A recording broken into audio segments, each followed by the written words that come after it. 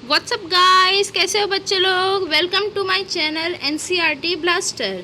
आज हम लोग आपके सिलेबस में पॉलिटी का चैप्टर 1 स्टार्ट करने जा रहे हैं, दैट इज़ पावर शेयरिंग। ठीक है, हमारा गोल ये होगा कि हम लोग आपके पूरे सिलेबस को एनसीईआरटी को लाइन बाय लाइन कवर करें ताकि आपको एग्ज़ाम्स में जो है काफ़ी हेल्प मिले, क्योंकि बेसिक जो क्वेश्चंस आते हैं वो बिल्कुल एनसीईआरटी से ही आते हैं। ठीक है, इसके अलावा सैम्पल पेपर्स वगैरह जो है वो तो बाद में सॉल्व करना ही है। तो हम लोग अपनी जर्नी स्टार्ट करते हैं। All the very best for your board examinations.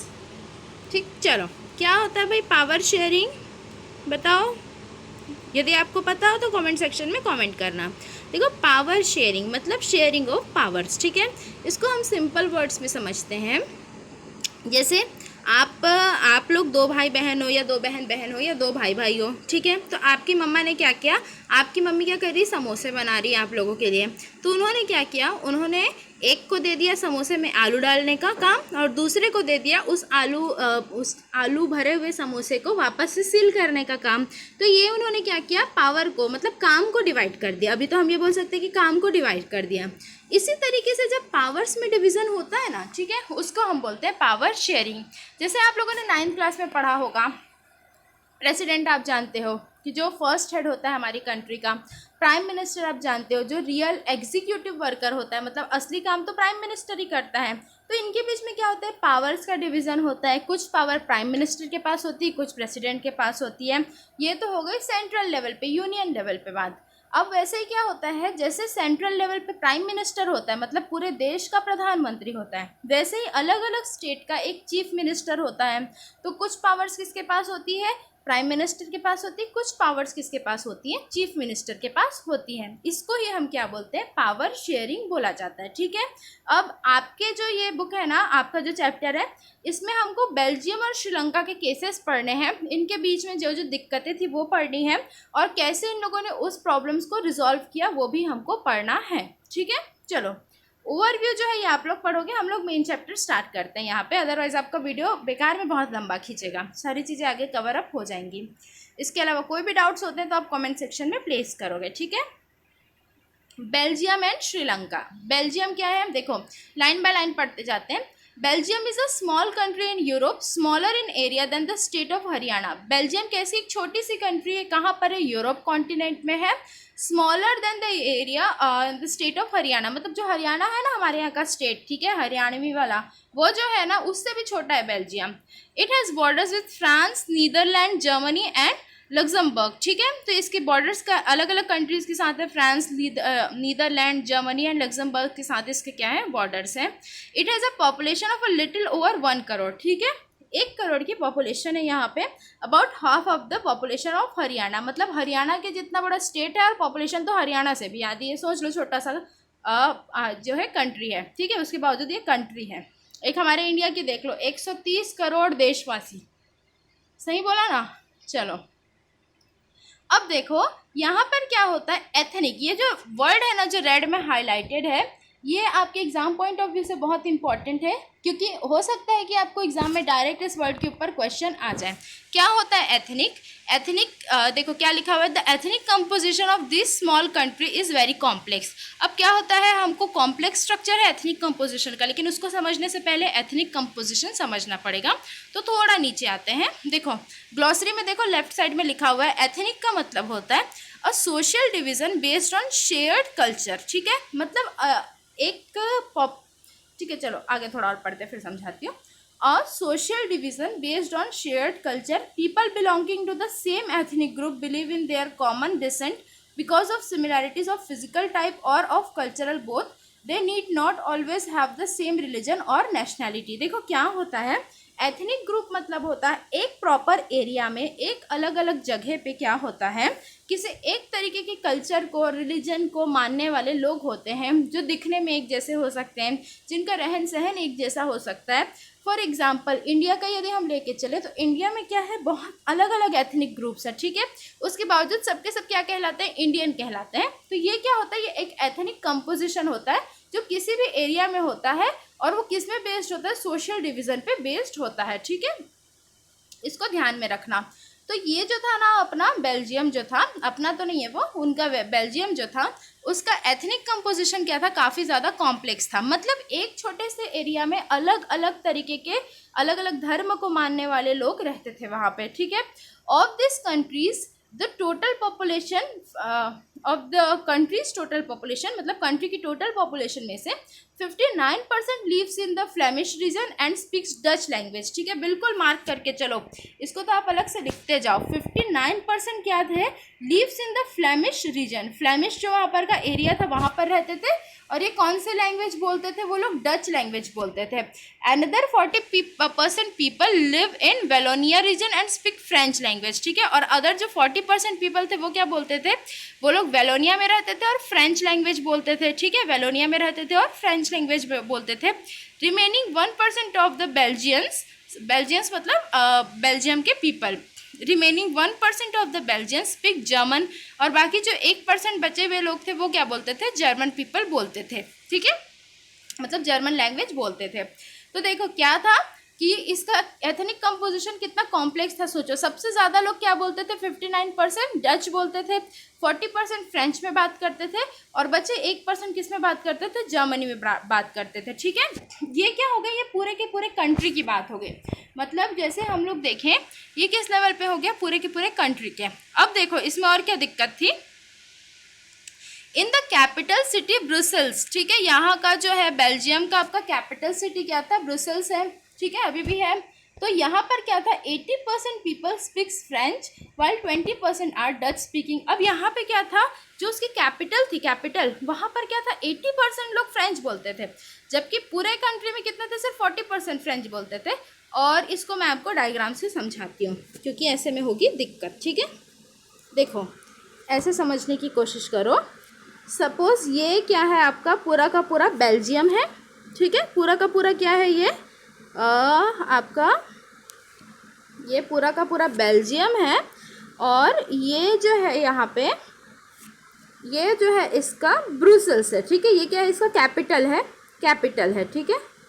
अब इसमें क्या था, जो बेल्जियम था ना, मतलब पूरी की पूरी जो कंट्री है, ठीक है, पूरी की पूरी कंट्री को हम किस में शेड कर रहे हैं, येलो रीजन में शेड कर रहे हैं, ठीक है। पूरी की पूरी कंट्री को अदर देन ब्रुसेल्स किस में शेड कर रहे हैं, हमने येलो में किया। इसमें क्या थे आपके 59% लोग जो थे, ठीक है, कलर शायद चेंज करना चाहिए, ठीक है। 59% क्या बोलते थे, डच में बात करते थे, और 40% किस में बात करते थे, फ्रेंच में बात करते थे। मतलब पूरी कंट्री में डच ज़्यादा बोलते थे और फ्रेंच कम बोलते थे। लेकिन जो अपना था ना कैपिटल, जो था ना कैपिटल, इसमें क्या था, इसमें 80% जो लोग थे कैपिटल के अंदर में, वो किस में बात करते थे, वो फ्रेंच में बात करते थे, एंड 20% किस में बात करते थे, डच में बात करते थे, ठीक है। मतलब पूरी कंट्री में डच स्पीकिंग ज़्यादा थे लेकिन उसके कैपिटल में डच स्पीकिंग कम थे। पूरी कंट्री में फ्रेंच स्पीकिंग कम थे लेकिन उसके कैपिटल में फ्रेंच स्पीकिंग ज़्यादा थे। तो इस वजह से क्या हो रहा था, इस वजह से हो रही थी दिक्कतें देश को चलाने में। अब यहाँ पे फ्रेंच पीपल चाहते थे, फ्रेंच पीपल बोलते थे कि भाई कैपिटल में तो हम ज़्यादा है तो हमारी चलनी चाहिए, लेकिन डच पीपल बोलते थे कि पूरी कंट्री में तो हम ज़्यादा हैं तो फिर हमारी चलेगी, तुम्हारी कैसे चलेगी करके। इस तरीके से जो डच ग्रुप था और जो फ्रेंच ग्रुप था, इनके बीच में क्या हो रही थी, दिक्कतें हो रही थी। और जो बचे खुचे 1% जर्मन्स थे वो तो इधर से भी पीस रहे थे और उधर से भी पीस रहे थे। इसीलिए बोला गया है कि जो एथनिक कंपोजिशन था ना वहाँ का, बेल्जियम का, ये बहुत ही ज़्यादा कॉम्प्लेक्स था, ठीक है। अब आगे पढ़ते हैं, यहाँ तक समझ आया, कोई डाउट हो ना तो आप लोग कमेंट सेक्शन में कमेंट करना, ठीक है।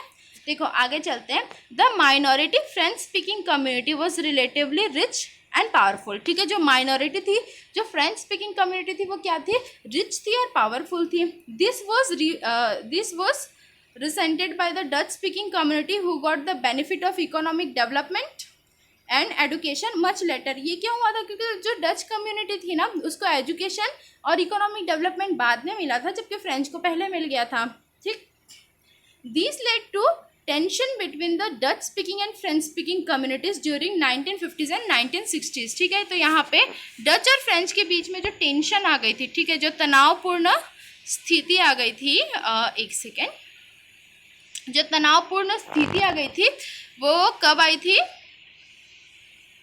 वेट करो थोड़ा सा दिक्कत हो रहा है, हाँ चलो ये जो आ गई थी ये आई थी 1950s एंड 1960s के बीच में। The tension between the two communities was more acute in Brussels, और सबसे ज़्यादा कहाँ पर थी ये दिक्कत? ब्रुसल्स में थी। ब्रुसल्स क्या था? Brussels was the capital of Belgium, ठीक है। Brussels was presented a special problem, Brussels में अलग ही प्रॉब्लम थी। The Dutch speaking people constituted a majority in the country but minority in the capital. इसको मार्क करके चलना है कि डच स्पीकिंग पीपल जो थे उनकी मेजोरिटी थी पूरी कंट्री में, लेकिन वो माइनॉरिटी में थे, मतलब कम थे कहाँ पे? कैपिटल में, ठीक है। Let us compare this to the situation in another country. अब इस सिचुएशन को कहाँ से हम दूसरी कंट्री से कंपेयर करते हैं। कौन सी कंट्री है? ये अपना छोटा सा है ना श्रीलंका, वहाँ से, ठीक है। Sri Lanka is an island nation. आपको पता है कि वो एक आइलैंड नेशन है, मतलब वो चारों तरफ से पानी से घिरा हुआ है। Just a few kilometres off the southern coast of Tamil Nadu, जो अपना तमिलनाडु का सदर्न कोस्ट है ना, उससे बस थोड़े से आगे में है, कुछ किलोमीटर्स में है, ठीक है। आपको पता है धनुषकोडी हो गया, पम्बन ब्रिज जो है वो श्रीलंका को और तमिलनाडु ऑफ इंडिया को कनेक्ट करती है। It has about 2 crore population. अब यहाँ के पॉपुलेशन जो है वो बेल्जियम से तो डबल है भाई, बेल्जियम में तो बस 1 ही करोड़ थी, हरियाणा के जितना था। यहाँ पे क्या है? 2 करोड़ की पॉपुलेशन है। Like other Nations in south Asia region, Sri Lanka has a diverse population, ठीक है। अब क्या था दिक्कत? श्रीलंका में भी 2 करोड़ पॉपुलेशन में भी वहाँ भी अलग अलग तरीके के अलग अलग कम्युनिटी के लोग रहते थे। जैसे बेल्जियम में डच स्पीकिंग थे, फ्रेंच स्पीकिंग थे, जर्मन्स भी थे 1%, उसी तरीके के श्रीलंका का भी हम एथनिक कंपोजिशन देख लेते हैं, मतलब अलग अलग लोगों के रहने का तरीका देख लेते हैं। The major social group are Sinhala speaker 74%, ठीक है। तो सबसे बड़े जो वहाँ पे स्पीकिंग थे ना, सबसे बड़ी ग्रुप कौन सी थी? वो थी सिन्हाला थी। क्या थी? सिन्हाला। इसको मार्क करके चलना, सिन्हाला थी 74%। सेकेंड नंबर पे क्या थी? सेकेंड नंबर पे थे तमिल स्पीकर्स, ठीक है। जो इंडियन तमिल्स होते थे ना, वो थे 18% एंड 74 जो थे वो सिन्हाला थे और 18% तमिल्स थे। अब तमिल्स भी थे, वो 2 कैटेगरी में डिवाइड हो गए थे, ठीक है। अमंग तमिल्स देयर आर 2 सब categories, Tamil native of the country, एक कुछ ऐसे तमिल्स थे जो बेसिकली श्रीलंका के ही थे, और कुछ ऐसे तमिल्स थे जो कि इंडिया से गए हुए थे। तो ऐसे तमिल्स, ठीक है। देखो ये जो है ना, ये स्ट्रक्चर है आपका, इसमें थोड़ा बाद में आते हैं, ठीक है। तो श्रीलंका का हम पढ़ रहे थे, तो श्रीलंका में क्या था? कुछ श्रीलंकन तमिल्स थे अबाउट 13%, और बाकी जो थे वो क्या थे? कुछ जो थे वो थे इंडियन तमिल्स, ठीक है। इंडियन तमिल्स जिनको हम बोलते हैं प्लांटेशन वर्कर्स भी बोलते हैं। देखो यहाँ पे लिखा हुआ है the rest whose forefathers came from India's plantation workers during colonial period are called Indian Tamils, ठीक है। क्या था? जिस टाइम पे ब्रिटिशर्स थे ना इंडिया में, जिस टाइम पे ब्रिटिशर्स इंडिया में आए थे, तो उस टाइम पे कुछ प्लांटेशन वर्कर्स थे जिनके साथ ब्रिटिशर्स बहुत ही अत्याचार करते थे। तो उन लोगों ने क्या किया? इंडिया को छोड़ के वो श्रीलंका में चले गए काम करने के लिए। तो उनको उनके फोरफादर्स, मतलब उनके दादा परदादा जो थे वो वहाँ पे शिफ्ट हो गए। तो बेसिकली उनका जो ओरिजिन है वो तो इंडिया का है, तो इस वजह से उनको इंडियन तमिल्स भी बोला जाता है, ठीक है। तो कैसे कैसे थी वहाँ पे कैटेगरी? फर्स्ट थी सिन्हाला स्पीकिंग और दूसरी थी तमिल्स, और तमिल्स में भी क्या थे कि 2 कैटेगरी में डिवाइड किया गया था, श्रीलंकन तमिल्स जो वहाँ के नेटिव थे, लोकल थे, और इंडियन तमिल्स, ठीक है।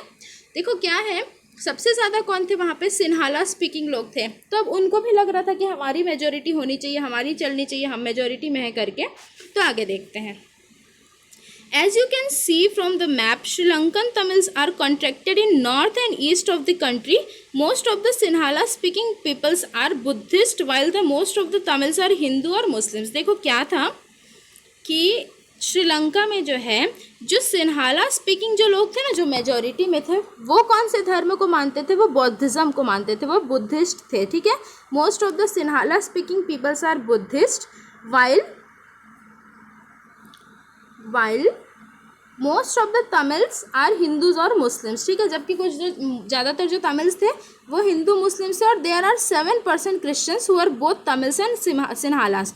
और कुछ जो थे वो कन्वर्ट हो गए थे क्रिश्चियंस में, जो कि तमिल्स भी में भी ओके थे और सिन्हालास में भी ओके थे, ठीक है। तो इस तरीके से वहाँ पर क्या था? बहुत ज़्यादा डाइवर्स कंडीशन थी वहाँ पर की डाइवर्सिटी बहुत ज़्यादा कॉम्प्लेक्स थी। ये बोल सकते हैं हम बुकिश लैंग्वेज में कि वहाँ का एथनिक कंपोजिशन जो था ना, कि अलग अलग तरीके के लोग एक सोसाइटी में रह रहे हैं, वो काफ़ी ज़्यादा कॉम्प्लेक्स था, जैसा हमने बेल्जियम में देखा था, ठीक है।